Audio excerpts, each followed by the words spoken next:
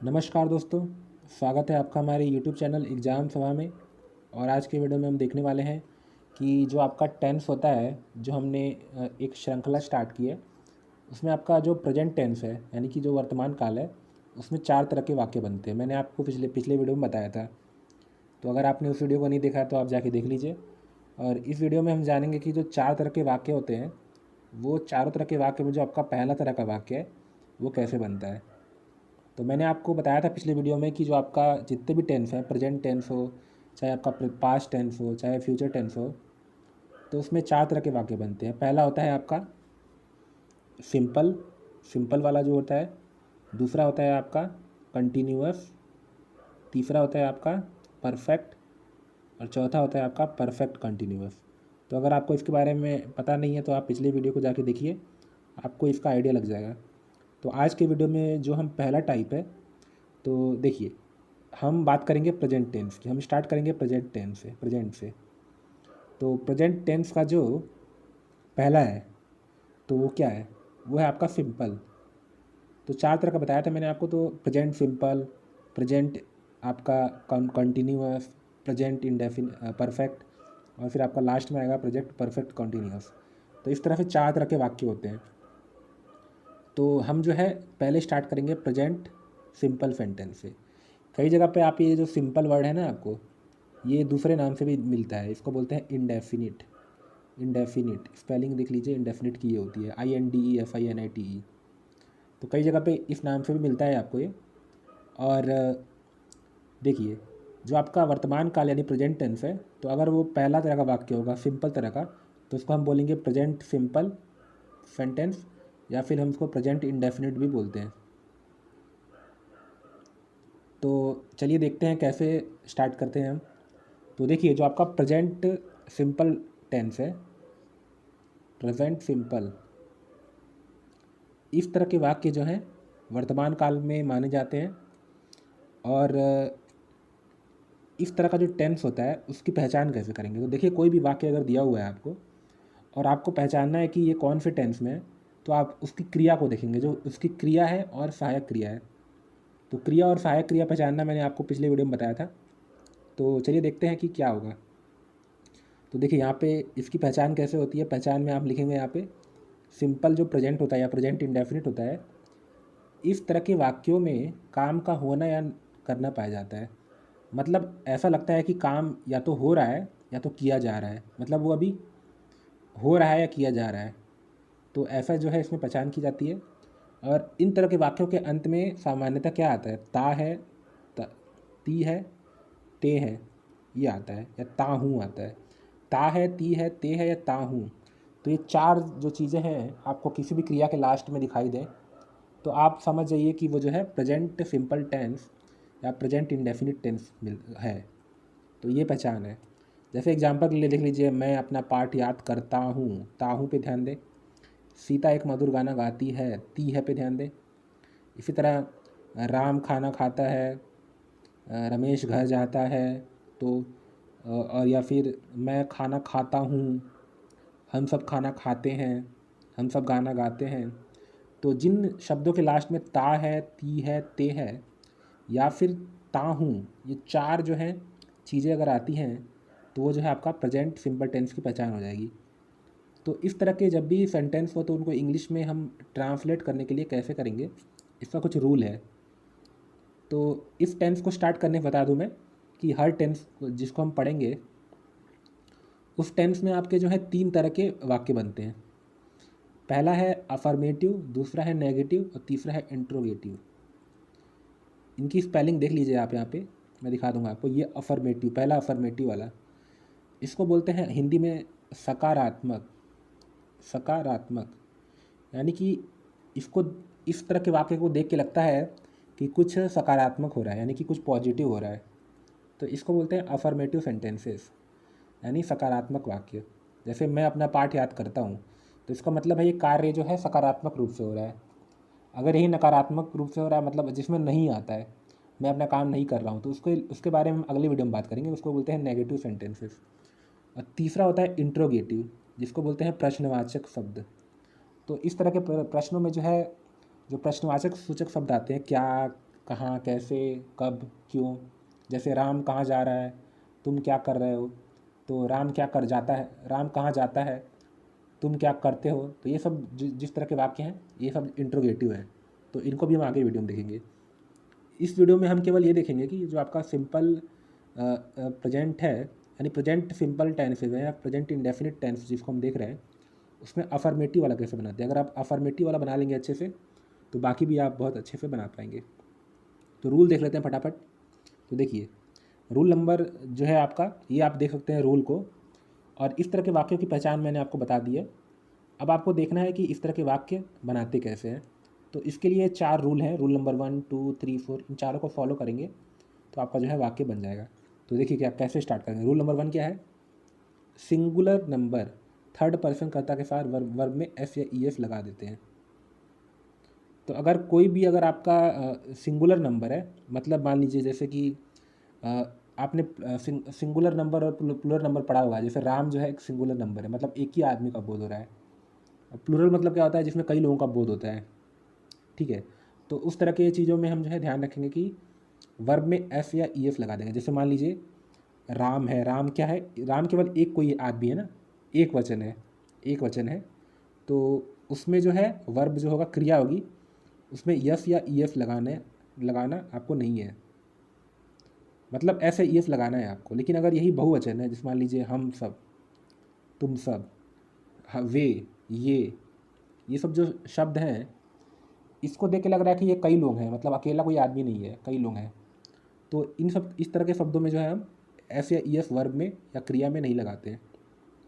तो पहला रूल ध्यान रखिए, ये मैंने आपको बता दिया। आगे हम जब वाक्य बनाएंगे तो मैं आपको याद दिलाऊंगा इसको फिर से।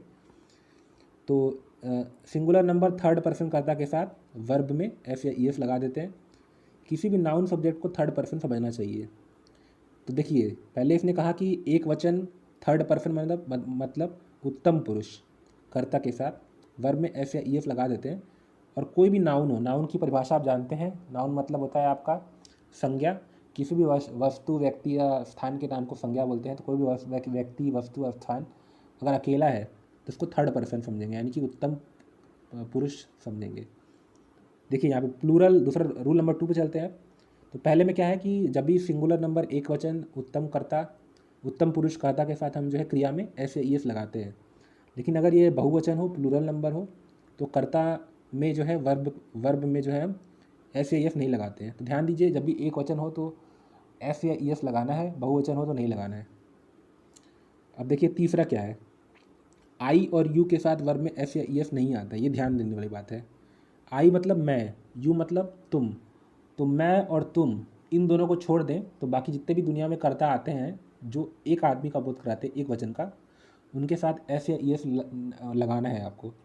बाकी जो भी शब्द बचते हैं, जो भी कर्ता बचते हैं जिनमें बहुत सारे लोगों का बोध होता है, या फिर आई या यू यानी मैं और तुम का बोध होता है, तो उसमें एस या ई एस नहीं लगाते हैं। तो ये आपका रूल नंबर 3 हो गया। तो रूल नंबर 3 तक काफ़ी आसान है। अब देखते हैं रूल नंबर 4 क्या है। हिंदी के वाक्यों के अंत में ता, ते, ती के साथ अंग्रेजी में अनुवाद करते समय ई जे एम आर का उपयोग नहीं होता है, ये ध्यान देने वाली बात है। तो जहाँ पे भी ता है, ती है, ते है, ये जो है प्रेजेंट इंडेफिनिट या प्रेजेंट सिंपल टेंस की पहचान है। तो इसमें ई जे एम आर का उपयोग कभी नहीं करना, ये ध्यान दीजिए। केवल आपको, जब भी मैंने आपको बताया था कि क्रिया और सहायक क्रिया होती है, तो ध्यान दीजिए, क्रिया और सहायक क्रिया में आपका, जब हम सहायक क्रिया मानते हैं तो ई जे एम आर ये सहायक क्रिया है, तो इनका सहायक क्रियाओं का कभी कभी भी इस्तेमाल नहीं करेंगे हम प्रेजेंट इंडेफिनिट या प्रेजेंट सिंपल में। अब देखिए यहाँ पे नोट में दिया हुआ है कि सिंपल प्रेजेंट का पुराना नाम प्रेजेंट इंडेफिनिट है। ये ध्यान देने वाली बात है कि जो सिंपल प्रेजेंट है, जो हमने अभी पढ़ रहे हैं, उसको प्रेजेंट इंडेफिनिट भी बोलते हैं। अभी इसका नाम चेंज हो गया है, लेकिन आप दोनों किताबों में दोनों आपको देखने को मिलेगा। तो ये ध्यान में रखेंगे। वर्ब की मेन फॉर्म या बेस फॉर्म या फर्स्ट फॉर्म सदैव प्लूरल में होती है, ये ध्यान देने वाली बात है। देखिए, हम जितने भी एक वचन बहुवचन करता है उनके साथ एस या एस क्यों नहीं लगाते हैं, क्योंकि ये जो है ये प्लूरल फॉर्म ही होती है, यानी बहुवचन फॉर्म ही होती है क्रिया की। उसे सिंगुलर बनाने के लिए एस एस जोड़ना पड़ता है। जैसे रन, रन मतलब क्या होता है, दौड़ना। तो ये रन जो है ना, ये आपका प्लूरल है, ध्यान रखिए। तो ये जो फर्स्ट फॉर्म है प्लूरल है। वर्ब की 3 फॉर्म होती है, यानी क्रिया के आपके 3 रूप होते हैं। प्रथम प्रथम क्रिया, मध्यम क्रिया, उत्तम क्रिया, ठीक है। First form, second form, third form. तो इस तरह से 3 क्रियाएं भी होती हैं। तो रन, रन में अगर हम एफ लगा देंगे लास्ट में तो आपका जो है वो हो जाता है